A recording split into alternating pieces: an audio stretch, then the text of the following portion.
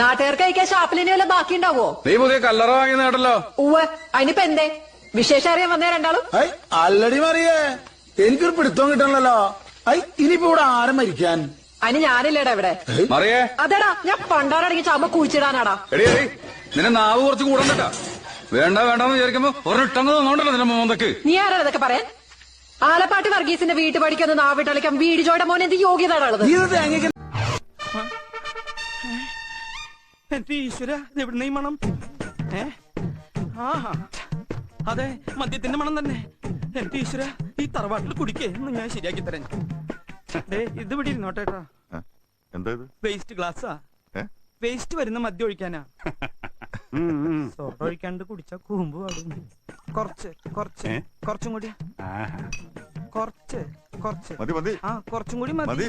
കുറച്ചും കൂടി മതിയല്ലോ. സോഡ വേണ്ടേ? No, he is an anti-episcopal, anti-evangelical, anti-papal prudent person. സുവിശേഷത്തിന്റെ പേരിൽ നാട് മുഴുവൻ കുരുതിക്കളങ്ങൾ തീർക്കുന്നവനെ തളയ്ക്കാൻ ഇനിയെങ്കിലും അല്പം ധൈര്യം കാണിച്ചൂടെ? ഈ സുവിശേഷത്തെലെങ്ങാനും തൊട്ടാലുണ്ടല്ലോ. സുവിശേഷം കാളിയറച്ചന്റെ സുവിശേഷം എന്ന് പറയും. വിശക്കുന്നവന്റെ വായിൽ പാലും റൊട്ടിയും തിരികെ കൊടുത്ത് അതിന്റെ പ്രതിഫലമായി അവന്റെ മനസ്സിൽ നിന്നും അവന്റെ ഈശ്വരനെ വലിച്ചു പറിച്ചെടുത്ത് കീറിക്കളയുന്ന സുവിശേഷം. അതല്ല ക്രിസ്തുവിന്റെ ലോർഡ്സ് പ്രേയർ. നിക്കോ സ്റ്റീരിയോവിൽ 10,000 വാട്ട്സിൽ വിശ്വാസികളെ ഹിസ്റ്റീരിയ പഠിപ്പിച്ചു. ഇയാള് ഹോസ്റ്റലിലാണോ താമസിക്കുന്നത്? അതെ. ഈ കോളേജിന്റെ ഹോസ്റ്റലിലോ? അതെ. എന്താ? Any financial problem? കാശിന് ആവശ്യമുണ്ടോന്ന്? ഉണ്ടെങ്കിൽ എത്ര വേണം? 20,000 രൂപ. ഞാൻ തന്നാ മതിയോ? തരുവോ? ചുമ്മാ തരാന്ന്. വളരെ നന്ദിയുണ്ട് കുട്ടി. ഇക്കാലത്ത് വെറുതെ ഒരാൾ 20,000 രൂപയൊക്കെ തരാന്ന് വെച്ചാ ആ കാലെന്തിയെ? വെറുതെയോ? പിന്നെ പകരം എനിക്കൊരു കാര്യം ചെയ്തു തരണം. എന്താണ്? പറയൂ. ഇന്ന് രാത്രി എന്നെ നിങ്ങളുടെ ഹോസ്റ്റലിൽ കേട്ടണം. പിന്നെന്താ? എന്താ? ഇന്ന് രാത്രി എന്നെ നിങ്ങളുടെ ഹോസ്റ്റലിൽ കേട്ടണം.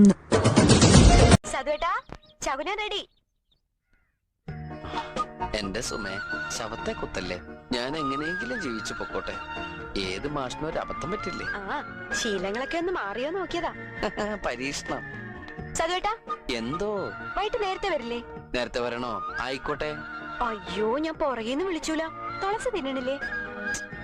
എല്ലാം ഞാൻ നിർത്തി. എന്നാൽ എവിടെ വെച്ച് ഞാനത്?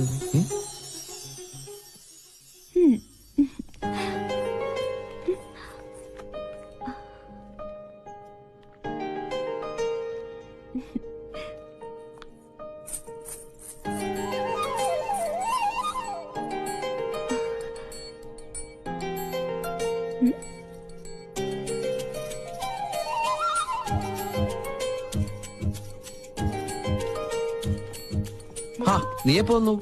ഒരു ഫയൽ എവിടെ വെച്ചെന്ന് എനിക്ക് ഒരു ഓർമ്മയില്ല. നീ എന്നെ ഒന്ന് നോക്കിയാലെന്താ? ഞാൻ നോക്കിയല്ലോ. ഇന്ന് ഓഫീസിൽ ഇൻസ്പെക്ഷൻ ഉള്ളതാ. ഒരു ഓഫീസർ ജാട കണ്ടാ തോന്നും ഇന്ത്യൻ നേവി മുഴുവൻ ഇയാളുടെ കൺട്രോളിലാണ്. പുറത്തിറങ്ങി വന്ന എന്നെ വേണം പറയാൻ.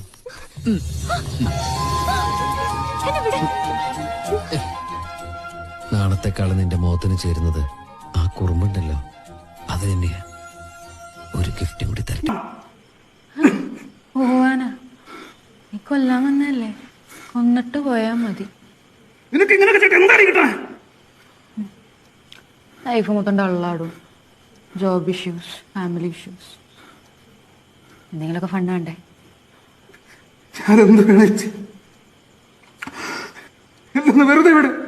Saranya hide and seek കളിക്കാറിയോ?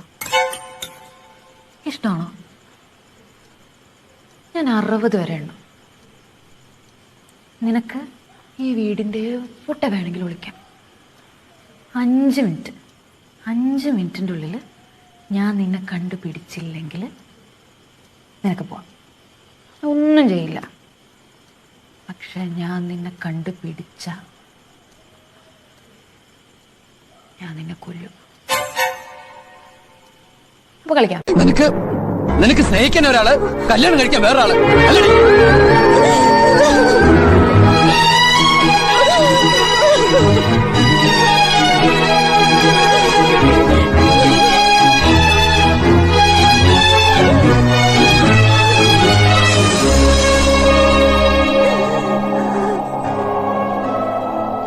എല്ലാം ഇവിടെ കൊണ്ട് അവസാനിക്കുക. സാറിന്റെ മകളെ വിവാഹം കഴിക്കാൻ. എന്റെ സുമേ, ശവത്തെ കുത്തല്ലേ. ഞാൻ എങ്ങനെയെങ്കിലും ജീവിച്ചു പൊക്കോട്ടെ. ഏത് മാഷിനും ഒരു അബദ്ധം പറ്റില്ലേ. ശീലങ്ങളൊക്കെ ഒന്ന് മാറിയോ നോക്കിയതാ. പരീക്ഷണം. സതുവേട്ടാ, എന്തോ വൈകിട്ട് നേരത്തെ വരില്ലേ? നേരത്തെ വരണോ? ആയിക്കോട്ടെ. അയ്യോ, ഞാൻ പുറകേന്ന് വിളിച്ചൂല. തുളസി തിന്നണില്ലേ? എല്ലാം ഞാൻ നിർത്തി. എന്റെ കൺമുമ്പിൽ കിടന്നിട്ടും ഇത്ര നാള് നിന്നെ ഞാൻ അറിയാതെ പോയല്ലോ മോനെ. ഈ അമ്മയോട് നീ ക്ഷമിക്കും. എന്റെ മോന് വിശക്കുന്നുണ്ടാവും. അവനെന്താ കൊടുക്ക? എന്താന്ന് വെച്ചാ എടുക്ക. എനിക്കൊന്നും വേണ്ടമ്മേ. ഈ മുഖത്ത് നോക്കി അമ്മയെന്ന് വിളിക്കാൻ പറ്റിയല്ലോ. അത് മതി, അത് മതി എനിക്ക്. ഇതാ നാഗവല്ലിയുടെ ചിലങ്ക. അതായത് 150 പരം വർഷങ്ങൾ പഴക്കമുള്ള ചിലങ്ക. എന്നാ തെറ്റി. ഇതാ ചിലങ്കയല്ല. ഇതിന് 5 വർഷത്തെ പഴക്കം പോലുമില്ല. എന്ന് വെച്ചാൽ നാഗവല്ലിയുടെ വിലപിടിപ്പുള്ള ഒറിജിനൽ ചിലങ്ക തെക്കിനിയിൽ നിന്ന് പോയി എന്നർത്ഥം. എവിടെ പോവാൻ? ഇത് തന്നെ ആണെന്ന് തോന്നാം, പക്ഷെ ഒറിജിനൽ അല്ല. ചുമ്മാ ഇരി സണി. പുരാവസ്തു ഗവേഷണം എന്നും പറഞ്ഞ് ഞാനും കുറച്ചു വർഷം ഉറക്കം അടച്ചതാ. ഇത് അത് തന്നെയാ. ഗംഗയ്ക്കൊരു ചുക്കും അറിയില്ല. ഇത് നാഗവല്ലിയുടെ ചിലങ്കയല്ല. അതെ അതെ അതെ. അല്ലെങ്കിലോ? ആണെങ്കിലോ? അല്ലാന്ന്. അതേന്ന് എന്നാര് പറഞ്ഞു? ഞാൻ പറയുന്നു. ഞാൻ ഇതൊക്കെ കുറെ പഠിച്ചിട്ട് തന്നെ. എന്നാ അങ്ങേപ്പുറത്ത് പോയി പഠിച്ചിട്ടാ ഞാൻ പറയുന്നത് ഇത് നാഗവല്ലിയുടെ ചിലങ്കയല്ല. ചുമ്മാ കിടന്ന് തർക്കിക്കാതെ. ആരാ തർക്കിച്ച്? ഞാനാണോ? പിന്നെ ഞാനാണോ? ഞാൻ 1001 തവണ വ്യക്തമായി തെളിയിക്കാം, ഇത് നാഗവല്ലിയുടെ ചിലങ്കയല്ല. ഗംഗയ്ക്ക് ഒരു കുന്തം അറിയില്ല. എനിക്കോ? എനിക്കോ? എനിക്കോ? വേണ്ട വേണ്ട വേണ്ട വേണ്ട. നമ്മൾ തമ്മിൽ കിടന്ന് തർക്കിച്ചിട്ട് കാര്യമില്ല. പോയി പണിയോ പോ. ഞാനൊന്ന് ബ്യൂട്ടി പാർലറിൽ പോയിട്ട് നാളെ എത്രയെന്ന് ശശിയായിട്ട് വല്ല വിചാരമുണ്ടോ? എന്ത് ചെയ്തിട്ട് എന്താ കാര്യം? ഈ രൂപത്തിന് മാറ്റമൊന്നും ഉണ്ടാവില്ലല്ലോ. അതുകൊണ്ട് വിചാരിക്കാത്തതല്ലേ എന്റെ സുന്ദരി. സുന്ദരി എന്നെ കൊണ്ടൊന്നും പറയിക്കണ്ട. രാത്രിയാകുമ്പോ യവന സുന്ദരി, നേരം വെളുക്കുമ്പോ കാനന സുന്ദരി, ഒക്കെ ചീത്ത സിനിമകളുടെ പേരുകളാ. എനിക്കറിയാം. അല്ലേലും ഞാൻ ഇത് കേൾക്കണം. കല്യാണം കഴിഞ്ഞിട്ട് വരുമ്പോ എന്തൊരു നിറമായിരുന്നു. അയ്യോ, ഒക്കെ പോയി. പിന്നെ തവളക്കണ്ണി എന്നുള്ള ചെല്ലപ്പേരും. ചെല്ലപ്പേരെന്നല്ല പറയാ, ഇരട്ടപ്പേരെന്ന്. ഇപ്പോഴും ദേഷ്യം വരുമല്ലേ ആ പേര് കേൾക്കുമ്പോ? ആര് വിളിക്കണോ അങ്ങനെയൊക്കെ? വർഷങ്ങൾക്ക് ശേഷം കേൾക്കുമ്പോ ശരിയാ വരണത്. അന്ന് അതിനെ ചൊല്ലിണ്ടാക്കിയ വഴക്കുകളെ കുറിച്ച് ഓർക്കുമ്പോ. അതെ, ഏത് വിഡ്ഢിയാണാവോ ഇത്രയും ഭംഗിയുള്ള കണ്ണുകളുടെ ഉടമയെ അങ്ങനെ വിശേഷിപ്പിച്ചത്? കട്ടപ്പ, നടന്നു കഴിഞ്ഞതിനെ പറ്റി ഇനി പറയണ്ട. നടക്കാൻ പോകുന്നത് എന്താണെന്നുള്ളതാണ് പ്രധാനം. ബാഹു, നിന്റെ സഹോദരന് ദേവസേനയെ വിവാഹം ചെയ്തു കൊടുക്കാമെന്ന് ഞാൻ വാക്കുകൊടുത്തു പോയി. നിർത്തൂ. എന്ത് അഹങ്കാരം കൊണ്ടാണ് ഈ ശിവകാമിയുടെ മുന്നിൽ നീ ശബ്ദമുയർത്തി സംസാരിക്കുന്നത്? കാവൽക്കാരെ, അവളുടെ കൈകാലുകൾ ബന്ധിച്ച് മുട്ടുകുത്തിക്കും. ഈ അക്കങ്ങൾ കൊണ്ട് വെല്ലുവിളിക്കുന്നു.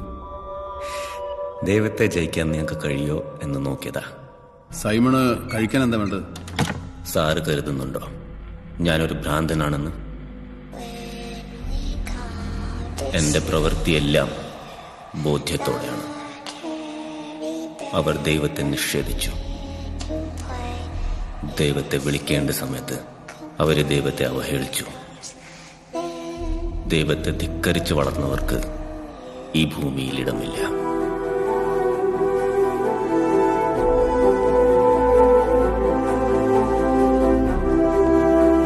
സാർ, ബലി ഞാൻ പൂർണ്ണതയിൽ തന്നെ അർപ്പിക്കും.